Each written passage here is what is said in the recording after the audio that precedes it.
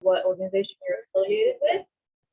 We're also going to be using the chat function for the Q&A. So if you have any questions during the presentation, you can go ahead and type them into the chat box and submit them, and we'll use that to go through the questions during the Q&A section. So I think that's all we have. It is up to you guys if you want to keep your camera on and off during the presentation. So you can go ahead and make that decision now before we get started. So after this, I'm going to pass it off to Jason Pinchback from the General Land Office to introduce our speakers and get us started. So Jason. Thank you, Allie. Good morning. My name is Jason Pinchback. I work at the Texas General Land Office in the Coastal Resources Program. Thank you so much for choosing to spend some time with us and learning a little bit about Clean Coast Texas, as well as about water quality on the Texas coast. Clean Coast Texas is a program that is networked with other agencies in the state, embedded within the Coastal Management Program, as well as the Resiliency Master Plan at the Land Office. Our aim is to work with jurisdictions, planning agencies, and other groups to enhance the management of coastal non-point source pollution. So basically, it's the land in between our rivers, lakes, creeks, and streams, beaches, bays, and bayous. There are thousands of different issues and thousands of different solutions. So we've built some resources and collaborated with Texas Sea Grant, Texas Community Watershed Partners, and Meadow Center for Water and the Environment out of Texas State University to bring a wide array of different resources to meet community needs and try to customize approaches based on local values. Today, we feature the Texas Beach Watch program, one of my favorite programs along the Texas coast. Texas Beach Watch is managed by Lucy Flores, who's a project manager on the Water Resources team with the Texas General Land Office. In addition to managing Texas Beach Watch, Lucy manages the Texas Coastal Observation Network for the GLO also. She is passionate about keeping Texas informed when it comes to the latest bacteria levels on the Texas coast. Our presentation also features Dr. Brian DeSanti. He is a NOAA Coastal Fellow, currently working at the Texas General Land Office in the Coastal Resources Division. He graduated from Texas Tech University with a master's in natural resource management and a PhD in strategic environmental communications. Without any further ado, I'd like to turn it over to Ms. Lucy Flores to begin the presentation. Lucy?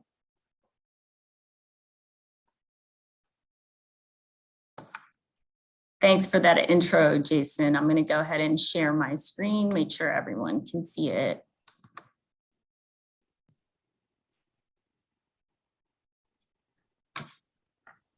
Still waiting for it to show. All right.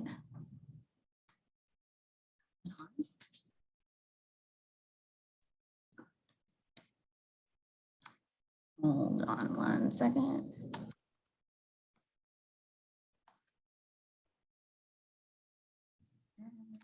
And you are sharing screen, and it currently has the desktop. There we go. There we go. And you're good. Thank you. Awesome. Well, I'm Lucy, and I'm super excited to be here to talk about Texas Beach Watch. Now, when people ask me what I do for work, and I tell them I'm part of the team that manages Texas Beach Watch, I usually get one of two responses. I get, "What's that?" with a blank stare, or I get the, "Oh yeah, I've heard of that." And that's all thanks to clickbait and Instagram memes. And they ask, is it safe to get into the water? And that's the perfect opportunity for me to talk about Texas Beach Watch.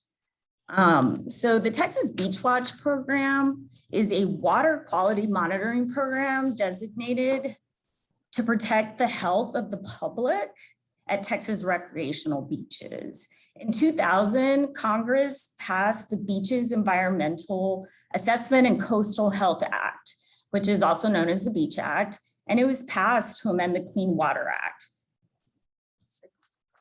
So what it did was it required EPA to establish uniform criteria for testing, monitoring, and notifying the public of possible coastal recreational water problems. So what did EPA do? EPA decided to designate the states in cooperation with them to develop this program to monitor for pathogens and pathogen indicators in coastal recreational waters used by the public.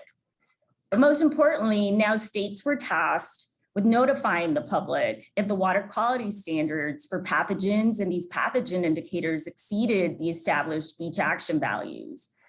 So in July of 2001, Governor Rick Perry designated the Texas General Land Office as the lead state agency for a beach water quality monitoring program. Now, Governor Perry chose the GLO because back in the mid-90s, the GLO already had an established beach water monitoring program through our coastal management program.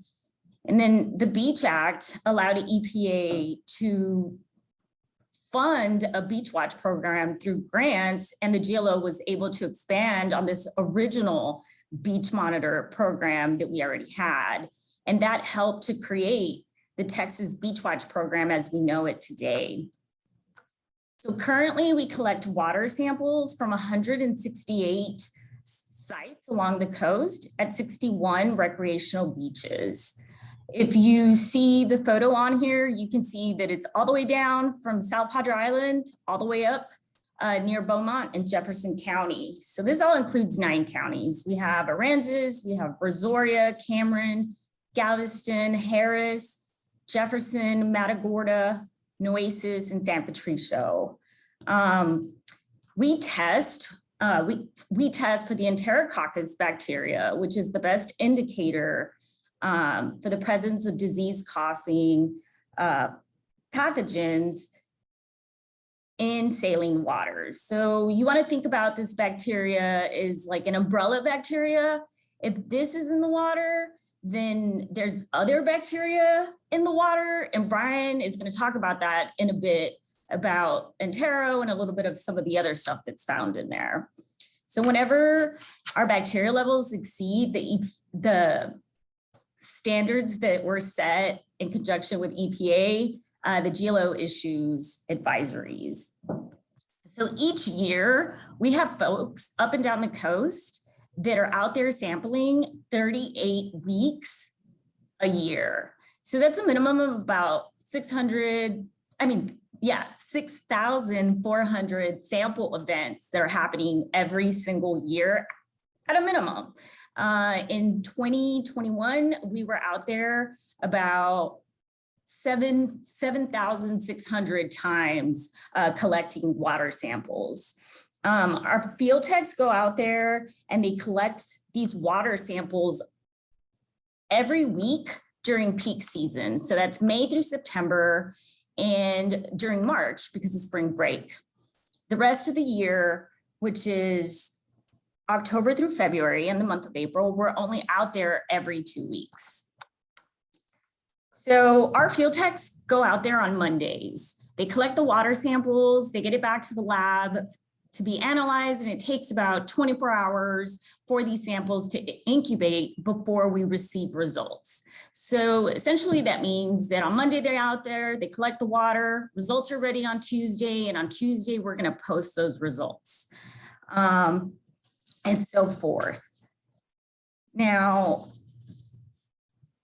if one of these samples exceeds the beach action value of 104, not only does it trigger an advisory, our field techs are out there and they recollect that same site.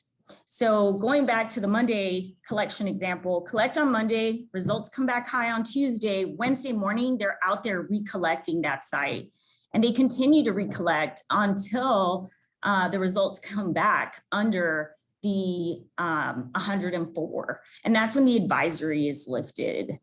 Earlier, I mentioned that part of the Beach Act was to establish a public notification system for the public so they could know what these values are. And the GLO here does it 3 different ways. We have a website, we have an email notification system, and then we have signage that's out on the beach. Next time you're going to go down to the coast, you can go to texasbeachwatch.com. And as you can see on the screen here, we have pins in various colors that help alert the public to what the bacteria levels are. And we rank these pins in color by green, yellow, red. Green means that the bacteria levels are below 35 colony forming units. And for most people, it's safe to go in the water. You can go in, you can touch it. Medium, which is yellow, it's between 35 and 104 CFUs. That's really up to you. It depends, you know, how you're feeling about that amount of bacteria in the water, and you can choose to either go in or not go in. Now, if those pins are red, that means that those levels are high. They're 100, they're over 104, so anything 105 and above. And we really do recommend that you do not come into contact with that water. So those advisories are issued. If you zoom in to this map and you select a pin, you can click on the pin, you're gonna see more information as to that water sample that was collected. On there, you'll see the name of the site, the date it was collected, the bacteria count for that date, and you can go in and click view details, and you're gonna see over to the right, you'll see that it has Galveston Seawall 25th Street. That's the segment of that beach. And this includes some of the same information, but it also includes the lat and long. Some people are interested in that, and we provide that through our map. If you look at the top of the map where it says Texas Beach Watch, you see that there's search and menu. If you go in and you click search, it's gonna get you into this page. And this is the second way we notify folks. We go in there. If you go in there, I'm sorry, you can scroll down to the Stay Informed link, click on that link, and you can sign up for whatever county or beach that you're interested in receiving notifications. And these go out in real time. If you select Galveston County, you select one or two of those beaches, you're gonna receive an email that tells you all the information that's on our website. This, like I said, it comes out in real time. And if you sign up, the next time a sample is collected and the result is updated into our database, you will begin to receive these emails. Now, the last way that we notify the public is through Beach Watch signs. I don't know how many of you have ever seen our Beach Watch signs out there, but if this is what they normally look like when they're closed and there's no advisory. Now, if we do issue an advisory, we open up those signs, they're bright orange, they're in English and Spanish, and they say, you know, a big warning, and they tell you that if you come into contact with the water, it may cause some illnesses. When you're out there, you can see them at beach access points, you see them along the beach and over walkways. If you're ever in Galveston on the seawall, you will see them facing both directions. They face the actual seawall where people are walking, and they also face the beach. We want to make sure everybody knows. And now I'm going to pass it on to Brian so he can tell you all about what we're monitoring. Doing a live transition here for the first time at the Lunch and Learn series. Thank you, Lucy, for going over the nuts and bolts of the Beach Watch program and how to stay informed. And I can't recommend that enough, especially as we approach beach season. So now I'm going to talk about what we're monitoring, how it affects you, and what are some of the trends we've seen so far. And so approximately 1 in 4 interactions where somebody's recreating with seawater wind up at some kind of illness. Oftentimes you don't make the connection between swallowing a little bit of seawater or dunking your head underwater while you're at the beach and the earache or the stomach ache you may have the next day. I mean, you're out there, you're having fun, you're playing in the water. Sometimes these things, you just don't put 2 and 2 together. And oftentimes these symptoms are rather mild, but sometimes they do become severe and people do wind up hospitalized from them. Here at Beach Watch, we want to notify you when those levels are high, when they exceed that EPA's value of what they find acceptable for recreation, which is 104 colony forming units. Think of these like little clumps of bacteria in the water.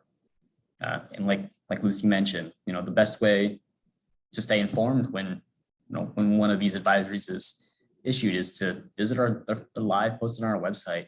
You can sign up for our email notifications or see our signs at the beach entrances or on the beach themselves. And if you're in the Galveston area, they actually fly an orange diamond flag over their lifeguard stands, which also indicates high bacteria levels in the water. So what does our sampling look like? Well, as you can see a picture here, we've got a traditional water sample. It's about 100 milliliters of seawater. We only analyzed 10 milliliters of it. So if we can detect high levels of bacteria in such a small amount of water, think about what that means for your next beach trip. So what are we measuring for? We measure for the Enterococcus or Enterococci for plural, and it's naturally occurring. It occurs in the digestive tract of most warm-blooded animals. And as Lucy mentioned, it serves as an umbrella species. That means if this is found in high levels, other bacteria and other pathogens that cause illnesses are also likely in higher levels in the water. And this particular species is used because it's the easiest one to detect in marine and saline waters.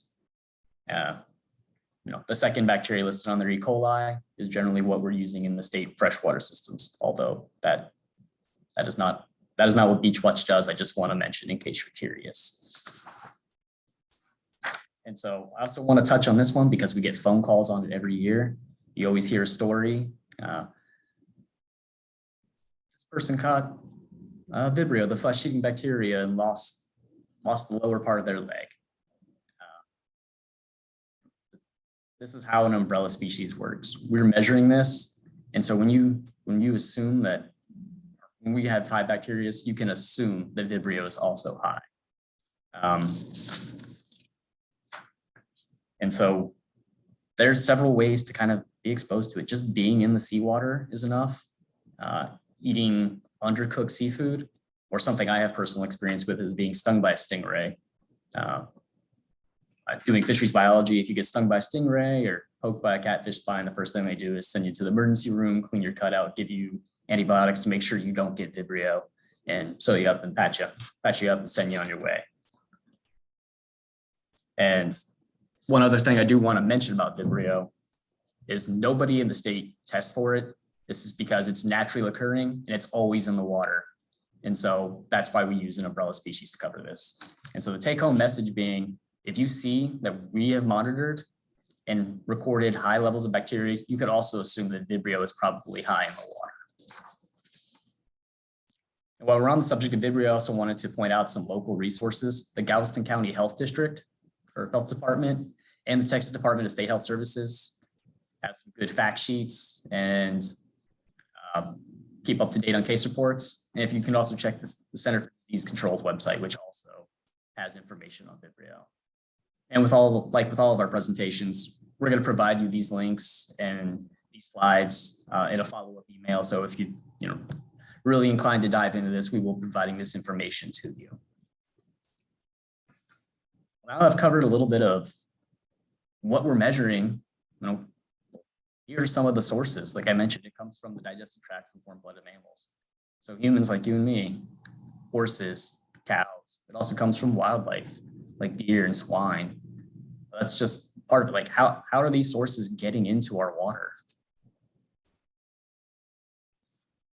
Well, we traditionally find that levels are higher after rain events.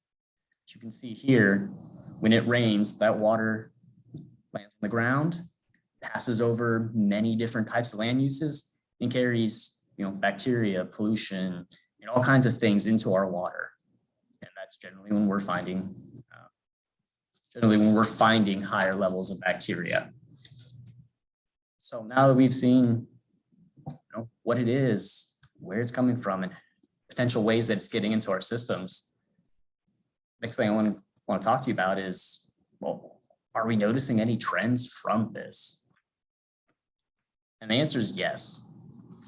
This study from Dr. Nicole Powers took 11 years of Beach Watch data and compiled it. And this shows the number of exceedances in these counties over time. These are aggregate points, meaning that it's all data from county, from all sites over that entire period. So when you see these percentages, they might look scary for some of these areas, but keep in mind the site you go to, these numbers may be driven up by one historically bad site, or maybe brought down a little bit by historically good sites. That's kind of like, the deal with, I said it's an aggregate of all data, so it doesn't necessarily tell the data, the story of the data from all points. If you want to know more detail about this, this was the topic of our second Lunch and Learn. So we can provide that link, or we'll provide it when we send out the email. But these aren't the only, stories we found. We also noticed that, the percent, so the amount of exceedances that were occurring, there was correlation with time. So as time goes on, we were finding more and more exceedances at some of our monitoring sites.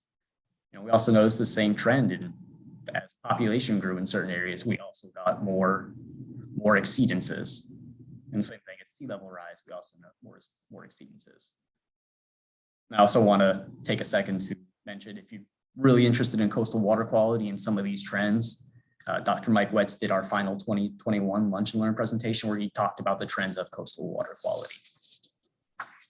So what we've learned so far is that we're noticing in certain communities that over time, we're starting to see higher number of exceedances and, difference in water quality.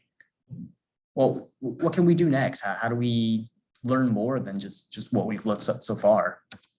So some of the next steps we're taking is using the Beach Watch network and our water samples to look at sources of bacteria. So that I mentioned before, we had cows, we had dogs, we had gulls. We want to see when these areas are going high and exceeding the limit, what is driving that? What sources are causing that? While this doesn't provide immediate relief to communities, it does at least potentially give us a starting place to look. And the other thing that we're also looking at, and I know I can't see chat, but I have a feeling there's a question in there going, hey, why are you not monitoring my beach or the beach closest to my house or my favorite beach? We're always on the lookout for new beaches. Storms are always, reassembling our coast in different formats. We restore beaches. People move to new areas and start recreating on beaches. So we're always on the lookout. But as Lucy mentioned, this is an EPA program, and anything we monitor has to be approved by the EPA. And that takes time. It's a slow process, but believe me, we're always out there looking.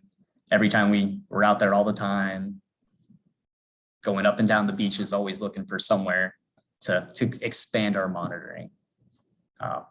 With that being said, I want to thank you guys, and I want to open up any questions that we may have in chat.